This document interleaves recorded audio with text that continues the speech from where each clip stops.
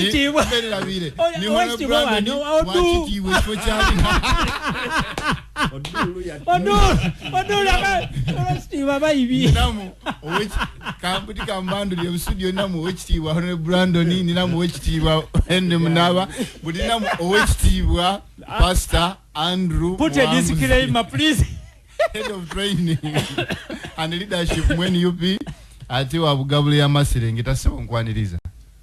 So mu Bible mulimu ekitiibwa kirala kyebampa omuweereza omusumba Muwanguzi Andrew. So rwenda kweta kitiibwa. Anti opposite yowe kitiibwa ne omuweereza. So malagampa kitiibwa kire ekyo omuweereza Bible kyempa. Ninze Pastor Muwanguzi Andrew ndi muweereza ku The True Worship Center nga executive pastor waawo plot number 52. Nenda ino okukinikizanga ekintu ekyo. Kubanga abantu abandi baba balowooza nti musumba kinga Honorable Brandon bw'abaira alibuuza musumba kyali mu byobufuzi era akibalansinga ati ataba musumba wa kitembete wa briefcase nga ninzoba nakyeyambaza for political branding. True. No. I have been a pastor for the last 17 years.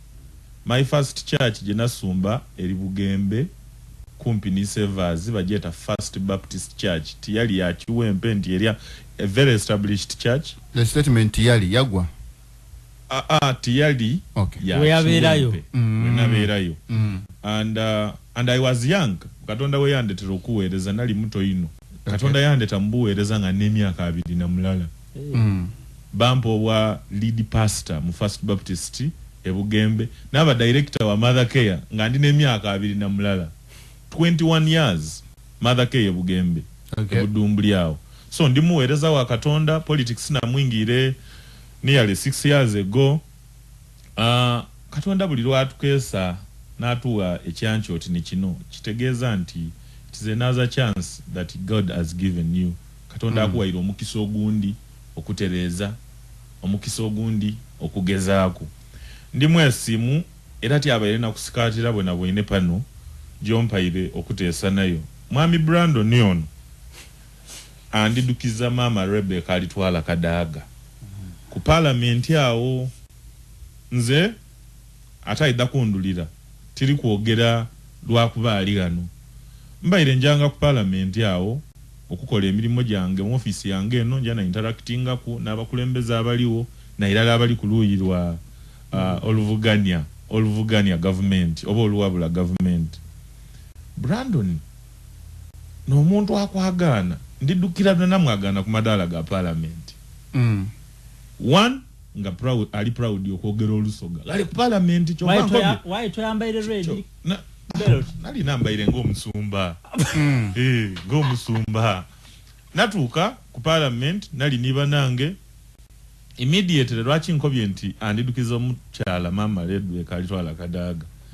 Olusoga lwali luswaza okwogera Kampala ni ku parliament. Ayo dingo Olusoga luboneka n'olulimi olwokubiri mu parliament yawo. Olwa mama Kadaga influence gye yataawo yayikirizisa nti abasoga tiba secondary citizen. Nga bwayenda okemphasizing a point. Aira mu Lusoga yakambwala aira mu Lusoga. Olusoga era oba olitambula oti amadala ola akuidi yakoba ati okoba oti amuna wategera oti Olusoga lulinensa lwakitiibwa ku parliament wale tiluswaza eira abasoga bajange Buganda baira mu Luganda. No, they are doing it even up to now. But mwami Brandon yono ndidukira lo yananiriza ku parliament ekisooka ati yatubola nga abo opposition. Ababa kabasinga bwakulengera akoba ati banakoba batya ati ndi kwogera obangemye mu mukono gwa opposition.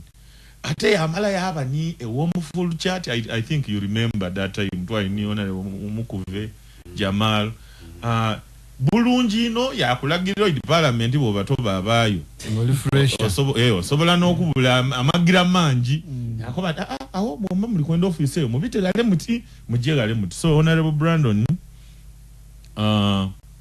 nenda engeri jazana ebyobufuzi bye tiyabukyali era ndi musanufu okuba wano naye mu studio okwogera ku nsonga da Busoga ni Uganda.